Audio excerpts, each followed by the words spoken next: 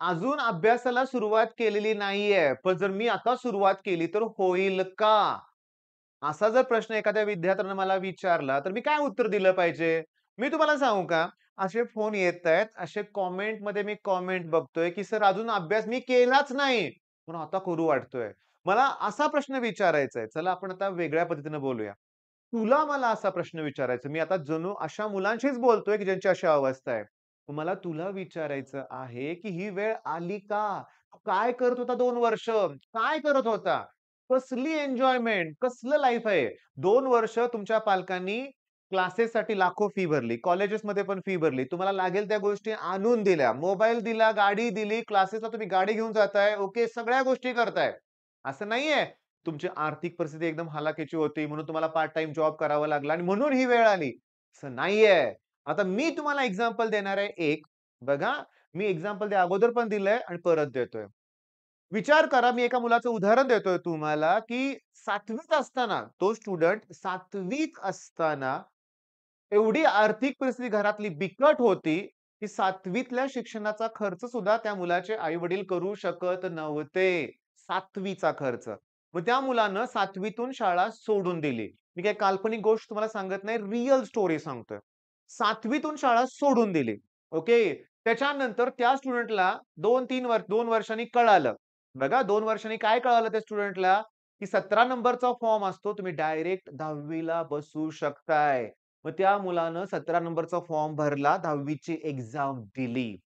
मी तुम्हाला सांगतो 10वीची एक्झाम दिल्यानंतर त्या मुलाला कोणीतरी सांगितलं, की जर तू 12वीत चांगले मार्क पाडलेस, सी-ई-टी एक्झाममध्ये चांगले मार्क मिळवलेस, तर तुला पुढचं शिक्षण मोफत घेता येऊ शकतं. बास तो मुलगा पेटून उठला होता लक्षात घ्या आणि त्यानं सी-ई-टीला किती स्कोर केला असेल? किती स्कोर? एवढा स्कोर केला होता, की तो पुणे जिल्ह्यात पहिला आला. टॉपर होता लक्षात घ्या. मी तुम्हाला सांगतो 200 मार्काच्या सी-ई-टीमध्ये 196 त्या स्टुडंटचा स्कोर होता. 196 मी तुम्हाला सांगतो. मी त्या स्टुडंटचं नाव सांगणारच नाहीये. माहीत असेल, कमेंटमध्ये सांगा त्या स्टुडंटचं नाव आणि तो स्टुडंट आता अशा हजारो मुलांना पुण्यात गाईड पण करतोय बरं का. मग तुम्हाला हिंट पण देतो. जोश टॉक्स नावाचं एक चॅनल आहे. तिथे त्या सरांचा इंटरव्ह्यू आहे. आता तो स्टुडंट नाहीये, ते आता शिक्षक आहेत आणि पुण्यात त्यांचे खूप चांगले क्लासेस आहेत. मुद्दा काय? केलं, ठरवलं तर काही होऊ शकतं.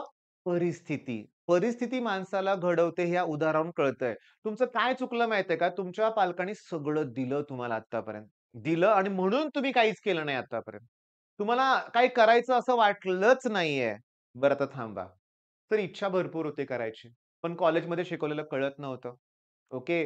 त्याच्यानंतर क्लासेस जॉइन केले. तिथं पण डोक्यावरून जायला लागलं. 10वी ला जरा जास्त मार्क असल्यामुळे पालकांनी आय-आय-टी, जे ॲडव्हान्स तसले क्लासेस लावले. मग ते झेपेना झालं. बरं, कॉन्फिडन्स लो होता, त्यामुळे शिक्षकांशी बोलता आलं नाही. मग अशी जर तुझी अवस्था असेल, तर तुमची अवस्था माझ्यासारखी होती. म्हणजे ठीक आहे, मला पण अभ्यास करू वाटत नव्हता असं नाही. पण कळतच नव्हतं काय. बरं मग तुमची अशी अवस्था असेल, तर तुमच्याकडे आता थोडे दिवस उरलेत. या थोड्या दिवसात होईल का? तर होईल. डोकं शांत ठेवून केलं पाहिजे. 24 तास प्रत्येकाकडे असतात. ठराविकच लोकं पुढे जातात, बाकीचे मागे तसेच राहतात. याच्या मागचं कारण काय? प्रॉपर प्लॅन नाही, काही नाही. आता मी तुम्हाला सांगतो, आता काहीच नाही केलं ना, तर याच्या मागे लागू नका. 100% सिलेबस होणार नाही तुमचा. ओके, नाही होणार.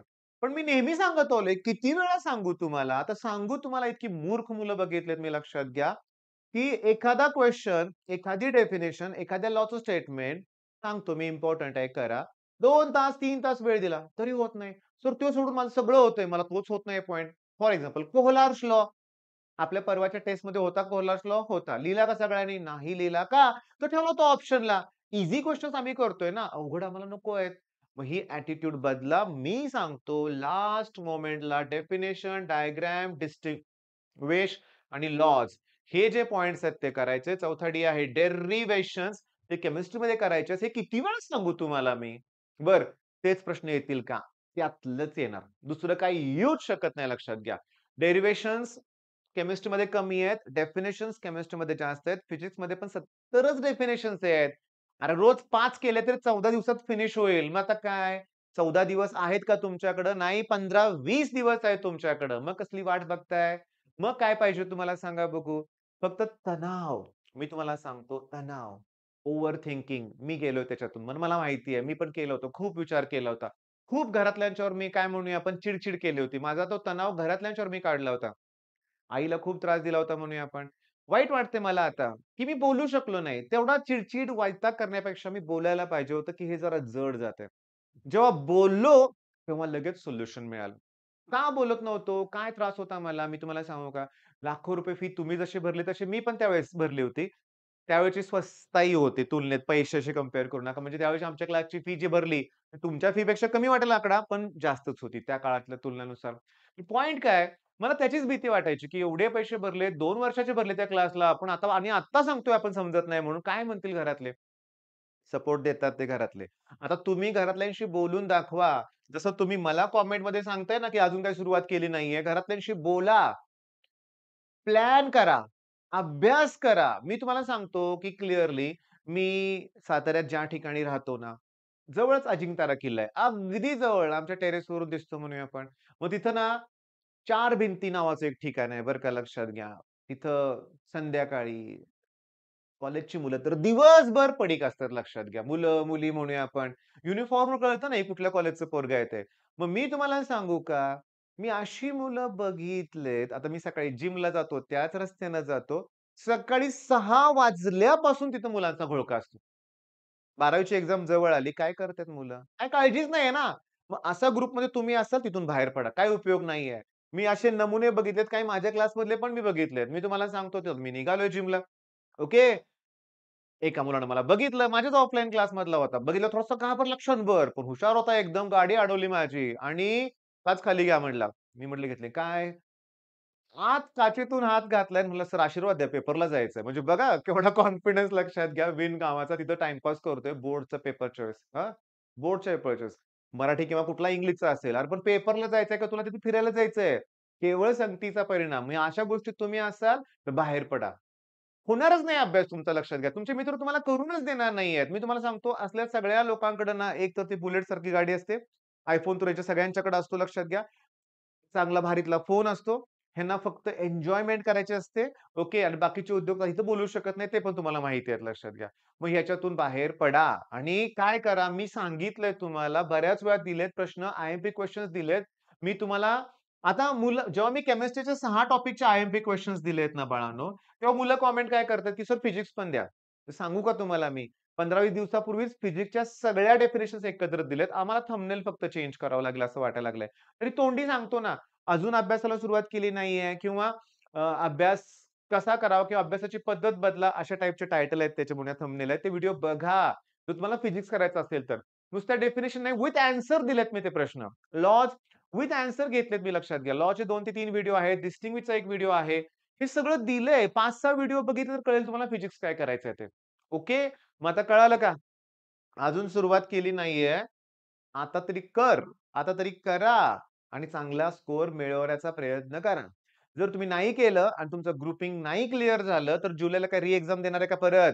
नाही उपयोग त्याचा होत. कारण बाकीची मुलं इंजिनिअरिंगला पुढे जातात. तुम्ही ठीक आहे एक्झाममध्ये इम्प्रूव्हमेंट केली.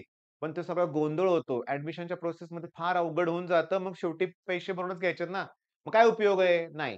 त्याच्यामुळे तुम्ही आत्ता चांगला स्कोर करण्याचा प्रयत्न करा आणि तुमचे बायफोकल असेल ना, तर केमिस्ट्रीला आय-टी ऑर आहे, सी-एस ऑर आहे. अजून भरपूर असे सब्जेक्ट आहेत, की त्या ग्रुप नसेल क्लिअर तर केमिस्ट्रीच्या ऐवजी त्याचे मार्क काउंट करतात. पण एवढं लो टार्गेट नाही ठेवायचं ग्रुपिंग क्लिअरचं. पण आता केलंच नाही तर ते पहिला टार्गेट कंप्लीट करा.